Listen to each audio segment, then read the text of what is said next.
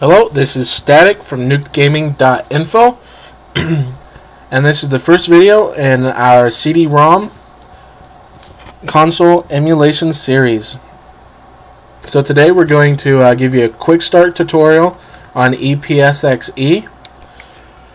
So let's just go ahead and get started. Go ahead and open up Firefox or Internet Explorer. If you really are in emulation, I'm pretty sure you use Firefox. ePSXe is the most compatible and capable PlayStation 1 emulator in terms of both hardware and game compatibility. So what we're going to do is go ahead and go to nuked-gaming.info/board. If you do go to our website, you will be redirected to our forums. What we've done here at nuked-gaming.info is create an all-in-one PSX package with both BIOS and all plugins for both 1.6 and 1.52. You can take a look at our forums, register, have fun, and our guide section is where you'll find the file. Go to the ePSXe guide and that IO. Go down to the attachment, download the attachment, save it wherever you like. I've already downloaded it and decompressed it because the first time I did this video, it caused my audio and video to get out of sync. Okay. You will open up PSXe 1.6 first. We will run through the configuration wizard guide because this generally will open your first time you run ePSXe. We will use the US BIOS. And we will use Pete's 3D3 driver 1.76. We'll go ahead and configure that. If you're going to go full screen, make sure it's the same resolution as your monitor. I will be using 32-bit because my graphics card can handle it. If you have a lower end graphics card, use 16-bit. I will be using window size today to show you just for demonstration purposes. Texture quality is a R8 G8. Because I have enough RAM, I have a gig of RAM, so if you have that much, you should be able to run it. Various other options for your RAM needs. We do have texture filtering. I'm using number 2 because I don't want to slow down. That's the standard right there. You generally will not notice any slowdowns with this. I am using 32 virtual RAM because I have a 64 graphics card, but I'm going to use 32 just to be safe.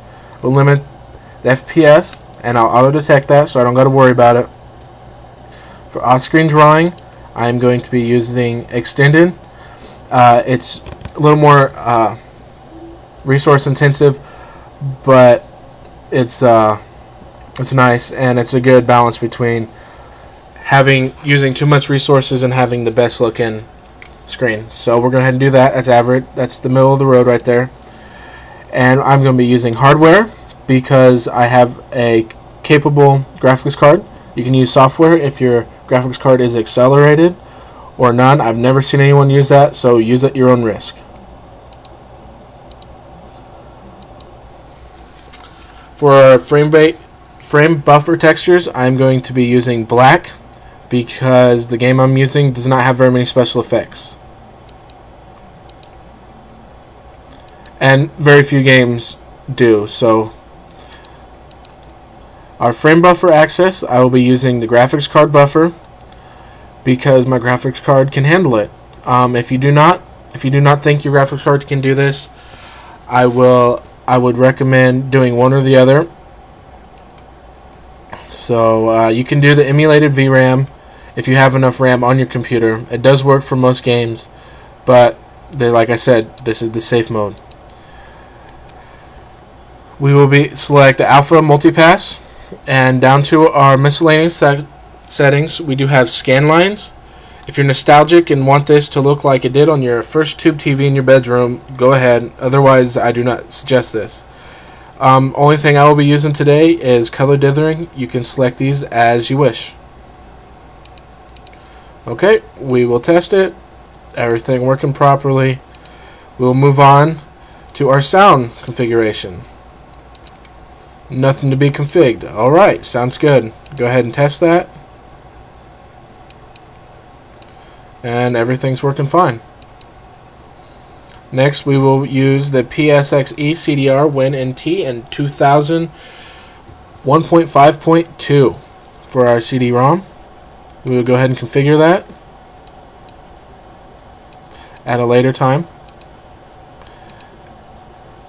Okay, we're configured. Now we will come down to our sound and ensure that the PCM sound is on, the CDDA sound is on, and the XA sound is on. Very few games will need the IRQ hack, so let's just leave that off for now. And there we go. For our CD-ROM, to configure this, use this if you are if you're mounting images on a virtual drive using alcohol or daemon tools, and select your virtual drive. Otherwise, we will not need that. Next, we will go down to our gamepad. Your gamepad is configured by you the way you want it to, based on your controller. ePSXe is compatible with any direct input controller, so any controller that works right when you plug it in will work on eXPS. I do use the STAYTEC P2600 right here. I do have an older version, not as many shiny lights and stuff, but the layout's exactly the same. It's great for SNES, Genesis, and Saturn emulation. So not perfect for PlayStation 1 emulation due to the fact it only has one trigger. But there we go. We'll go ahead and choose a game to run now that we're all set up. I think we prefer to run Bloody Roar. There we go. I will not be playing the game due to the slowdown that the screen capture causes me. So I will be posting gameplay videos later. So look for those, and here we go. Everything's loading up perfect.